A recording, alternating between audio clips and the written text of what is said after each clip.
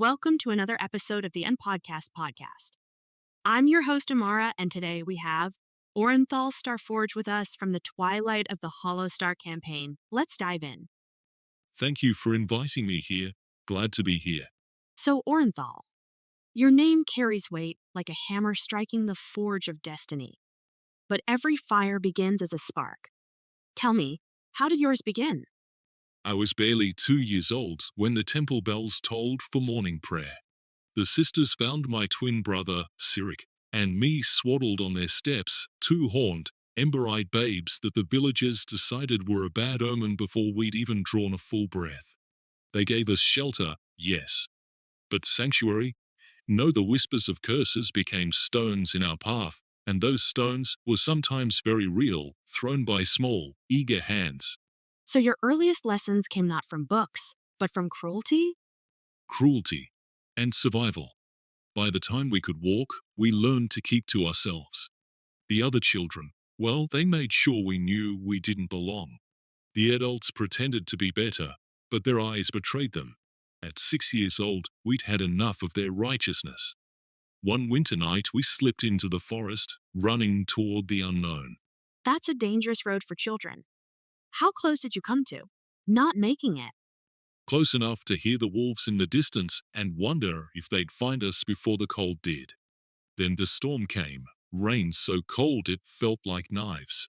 My brother's hands were shaking, and I was starting to believe we wouldn't see another dawn. Then, through the rain, came a lantern's glow.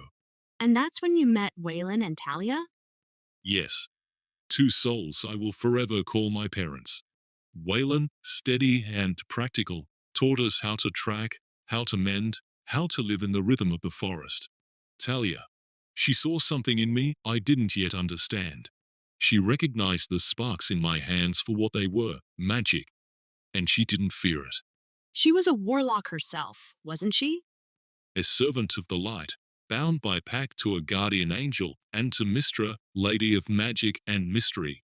She taught me that magic was more than power, it was connection. It could wound, yes, but it could also protect. Under her guidance, I learned spells not to punish, but to shield. And yet, peace rarely lasts. One winter's night, a sickness took them both. Quick, merciless. Cyric and I woke to silence, and the fire's crackle. We buried them beneath the oak behind the cottage and lingered. For months, we stayed, keeping their home alive as if they might walk back through the door. What finally made you leave? Talia's voice in my memory, her hands guiding mine over a spellbook. Her words, "The world needs more light, Orrenthal. Be that light." At 20, I stepped beyond that cottage, my brother at my side, Mistra's blessings in my heart. I carry my scars, but they do not make me bitter.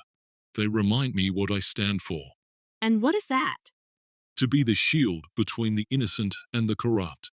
To stand where darkness gathers. And to make sure no child feels the cold the way I once did. Thank you for joining us today, Orrenthal. Everyone join us in our next podcast where we'll be interviewing our next guest, Orrenthal's twin brother, Cyric Starforge.